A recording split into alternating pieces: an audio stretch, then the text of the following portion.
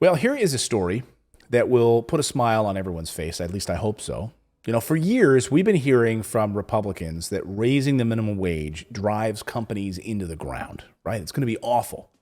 And we've been reporting on the show for the last year how businesses that ignored the mainstream media, because the mainstream media doesn't want you to raise the minimum wage, and moderate Democrats don't want you to raise the minimum wage, like Joe Biden didn't push for it, $15 an hour minimum wage. You know, even Bernie Sanders pushed for it and then backed off. Republicans don't want it. The mainstream media doesn't want it. They don't want to pay more to employees, right? Well, there's been certain businesses that ignored the mainstream news narrative and started pushing wages up. They started noticing, guess what? That their company profits exploded and the quality of life for their workers also dramatically improved. Take Dan Price. You know Dan Price, right? The tree hugger. The tree hugger. The socialist tree hugger. Remember when he was vilified on Fox News as a tree-hugging socialist hippie? Why? Why was he? This was 6 years ago when he was featured on Fox and conservative media. And by the way, CNN did some stuff on him too at the time. Why? Why did they make fun of him? All because he realized he wasn't being a good CEO. That's right. He realized his salary was way out of whack with his employees. So what did he do? He took a huge pay cut. And he admitted, he's like, you know what? I realized I was not being a good CEO. Like, I see people that were kind of struggling in my company, and here I am with this huge salary. It makes no sense when he took over as CEO. So what did he do? He took a huge pay cut himself, and then he set a standard $70,000 minimum salary at his company. So imagine this. He walks into his employees who were used to making $30,000 one day, and then he tells them, hey, Janice, I just want to let you know, I know you make $33,000. Is that right, Janice? Yeah, that's what I make. Okay, you're going to be getting a $40,000 raise today because now your new salary is $70,000. Imagine, right? Well, Fox News laughed at him and said that he would be bankrupt in months. If you recall, this is what happened on Fox at the time. Watch this. Have you seen the CEO of the Seattle-based company who raised the minimum wage at his credit card processing company to $70,000 per year? Lunatic of all lunatics, Dan Price, CEO of Gravity Payments. I hope this company is a case study in MBA programs on how socialism does not work, because it's going to fail. Thoughts on this guy? Personally, I think he's a socialist, but This is the man who's doing it. Are you a socialist? Well, look, I don't support a minimum wage increase because it's a job killer, but he's a private business owner. If he wants to do this in between hugging trees. I have a hunch we're going to know Dan Price for a really long time. But the 130 employees of Gravity Payments, I think they're going to be on the welfare line soon. I have to. They're going to be on the welfare line soon. And right? and isn't it funny how if you want to help your employees, like you want to pay your employees a better wage, you're a socialist? Like, what logical sense does that make? You're still involved in the capitalist system. You're just deciding that you're not going to take these insane profits like all these other CEOs do. Like, how dare he? I mean, they're so out of whack. You know, you had Marjorie Taylor Greene nut job this weekend or last week over on the Matt Gaetz show. That's a show you need to watch.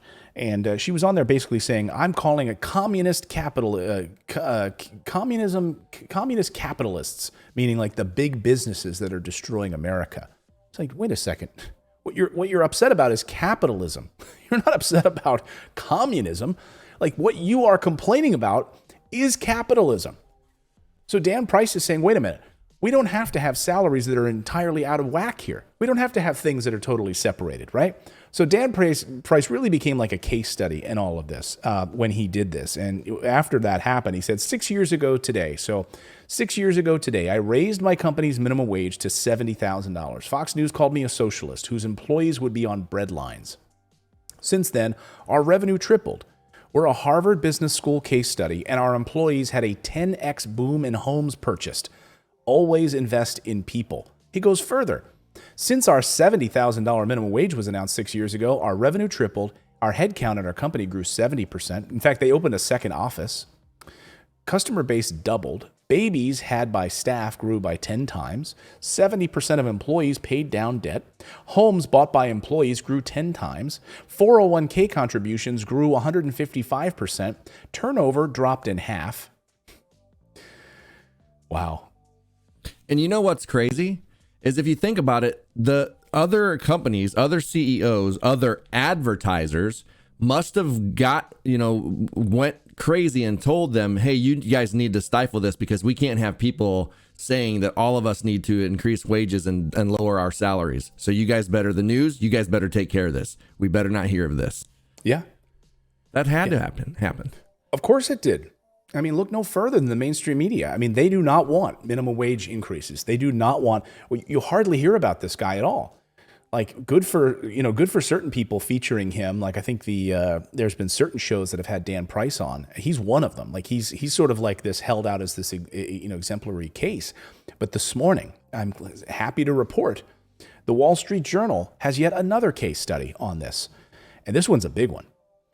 Wall Street Journal, Ohio factories test. Will higher wages help more than they hurt? A rubber parts factory was struggling with a labor shortage. Then it got the chance to raise workers' pay. Oh, what happened? Guess what? Charlie Braun long wondered whether paying higher wages would ease staffing shortages at his rubber parts factory in Ohio or simply push it into financial trouble. The COVID-19 pandemic provided a rare opportunity to experiment. With an $879,000 forgivable loan from the Federal Paycheck Protection Program as a cushion, Mr. Braun raised wages for some employees 3 times this year. Starting pay for a machine operator, the toughest position to fill, jumped from $4.55. By the way, can you imagine? What? Can you imagine that's a machine operator's salary? How? How were they able to get away with that? I don't know. Like, what? Keep them at 20 hours a week or something? I mean, tell me in the chat, like, does anyone know why a machine operator's salary would be $4.55? Then they increased it to $18.25 an hour and then $19 for the night shift. Early signs appear favorable, if initially bumpy. Custom Rubber's Corporation's headcount climbed to 124 in July, up from 91. Profit margins, here, look at this, hovered between 5 and 6% in recent months. It doubled the 3% the company had come to expect in a good year. Labor costs, including taxes and benefits, now account for 17% of sales, up from 12% 8 years ago. But the extra labor has helped this custom rubber company to fill more orders, and sales rose 50%. Oh, we read that wrong. It jumped by $4.55. Oh, gotcha. Okay. Phew. Thank you. Thank you, eagle-eyed. Thank you, eagle-eyed viewers. Thank you, Doug, and everyone else. Yes, I was going to say, how could they get away from that? So it was 1370 before. Yeah, 1370. Okay, good. Thank you. That's why I love having a live audience. But isn't this amazing? I mean, their profits skyrocketed. Sales rose 50%. Wow, that's what happens, folks. Well, productivity. Just think about it. Turnover goes down. Profits go up. And just think about if your employees actually, like, when they work for lower wages, you're sending them home into a world of stress because they can't pay their bills. They're wondering how they're going to do things. And then it becomes like, I got to go to work and make the money just for us to get by. And you're just constantly frustrated, constantly like not knowing how you're going to make ends meet. If you could get a job that could make your ends meet, the stress level goes down and you're actually happy to go to work because you're actually getting ahead. Right. And you feel like, oh my God, my company cares about me. You know, they raised my wages. They want me here. They've provided me with benefits. And you know what? I like my job. I'm not just going to sit there like this, like, oh God, I hate this place. They don't take care of me. They give me terrible wages, but I need to, I got to be able to take care of my daughter. So I'm just going to work at this crappy job. Yeah. Imagine taking care of people. Well, and imagine too, like when I worked in a trailer factory, I built houses inside. Now, granted, I made pretty good money, but like imagine if you weren't making that much money, you go to work and you see the CEO and the executives all drive in Mercedes, and then they go up into their cush offices where they got air conditioning up there, but they don't have it out there where you're working. And it's just like there's such a gap between your executive branch and you, and there shouldn't be that. When I ran and I was the CEO of a tech company, I paid my guys the same as me, and I made sure that I handed out checks so that they saw that. And I didn't drive the fancy car or go into a fancy office. I sat with them. It's like these CEOs and executives think that they're way above their employees. Like, we're giving you a job, you peasants, so you're going to do it, and you're going to do it for as little money as possible so that we can show record profits every year. It's sickening. It's really sickening. And listen to what Tanda Vaughn says here in our chat. Tanda says, back in the 1980s, early 80s, my ex-husband was an operator, a machine operator, and he made, however it's he said he made $20 an hour, and that was in 1985. So, think about inflation and wages. Now they finally raised them to $19 an hour. That's back to where they were in 1985. Be good to your employees. It's shocking. As Dan Price likes to say, invest in your people. After our $70,000 minimum wage, 76% of our employees are engaged at work, 2 times the national average. They got married because they felt like, oh my God, I can afford to get married. Customer attrition fell to 25% below national average. We expanded to a new Boise office and enacted $70,000 minimum wage there as well. Our highest paid employee makes 4 times our lowest paid employee, down from 33 times. See, that was the big disparity. Our highest paid employee makes only 4 times our lowest paid employee. That's down from 33 times. Wow. That's the problem, right? Well, and just from my personal experience, when I did that with my employees, the way that I treated them, I didn't make them come in certain hours or whatever. Like, we just communicated really well. I would come in the morning and some of them would already be there. Like, they took pride in what they did, and they owned the company with me. You know what I mean? Like, they owned what they were doing, and they loved doing it. And so I feel like if you invest in people and you make them feel like they're actually part of something, and not just because basically, if you look at the way employees are treated by most CEOs and most corporations, they're like slaves. Mm-hmm. They are literally like slaves. Like, all you do is make me money. You afford me my $20 million home. If our profits start to drop, we're going to lay you people off, and we're going to get rid of you so that I can keep my $20 million home. Yeah, barely keeping their head above water. I mean, in many ways, it reminds me of like concentration camps. I mean, I know that's maybe a bridge too far, but because every time you make these comparisons, but think about it, like being kept in these like worker camps, barely given enough food, just enough food to not die. Like, that's basically what they do, right? Just enough so that you have to stay there, like just enough that you don't die. I had a history of the Holocaust class in college, led by a professor who was absolutely amazing. It was one of the best classes at the University of Pittsburgh, and so I made sure that I took it, an amazing history class. And he would bring in the victims, people who were in the Holocaust and were survivors, and we would hear from them as well. But he said, one of the great mistakes that if the Third Reich would have figured this out, instead of like depriving these people and starving them, and not giving them food, if they would have done the opposite, they might have actually won the war, because they basically their productivity absolutely plummeted. They had no energy. They couldn't do the things that they needed them to do, making the parts that they needed them to make in these camps. If they had actually taken care of them and actually fed them, they would have been way more productive. Isn't that amazing? I mean, I'm not surprised by that at all. They're undoing.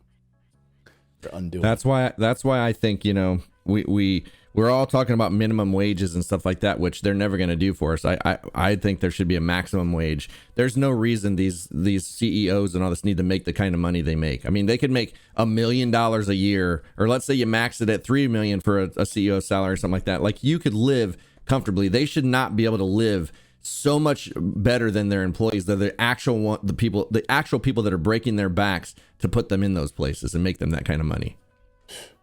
Exactly. I'm just reading some of these comments here. Dean Thomas, $25,000 for airline pilots who we trust with our lives, but Congress gets $1,000 a day.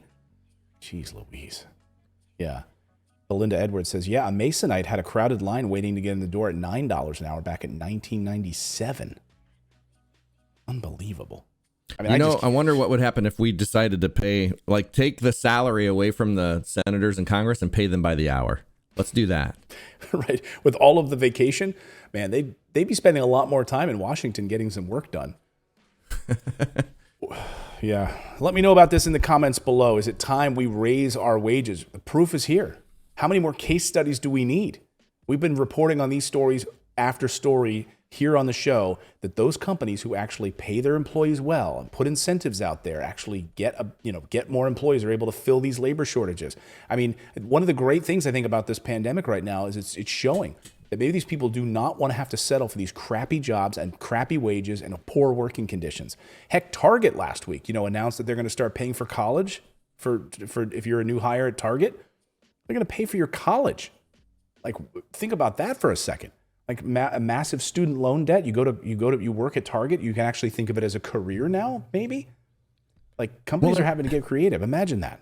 And how come look at these other companies? Why aren't they looking at Dan Price as a model and following that? If they're all about profits and they see like what's happened to his company, you'd think they would all be like, holy cow, we got to do this.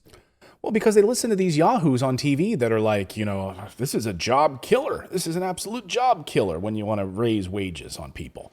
And these corporate, because Dan Price said, I don't need to make 33 times the amount as my cheapest employee.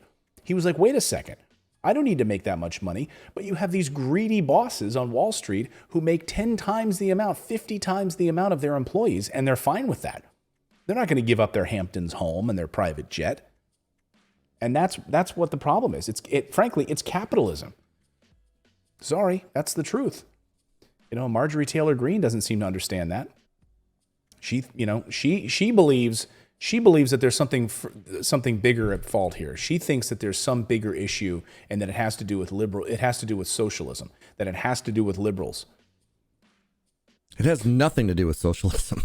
Has nothing to do with it. I mean, in a way, if you think of corporate socialism, where we're bailing them out all the time, yes, that is a problem. We continually bail them out. During the housing crisis in 2008, with all the Bears or Goldman Sachs and Bear Stearns and all that stuff, we should have been bailed out, the people, not the corporations. But they continually bail them out, and they love socialism like that. But they don't call that socialism. I don't even think they label that. Like, do they? Do they ever say, like, give that a label to say that it's bad? But it is corporate socialism, is all it is. I mean, she calls it corporate communism. She said it's destroying small businesses in America. They destroy the small businesses and corporations gain all the control and they can't be defeated. Yes, that's what we're saying. We agree. But what you're complaining about is not communism. It's capitalism. What you're upset about is when a super Walmart moves into town and destroys the small businesses there. That's not socialism. That's capitalism. That's free market capitalism. The opposite, you don't know what you're talking about. Thanks for subscribing to the channel. You can also become a channel member by going to morninginvest.com/join, where you can stick it to the mainstream media and support independent journalism. We're able to bring you the stories that you won't see on any of the major billionaire-backed networks. Thanks so much. We'll see you next time, everyone.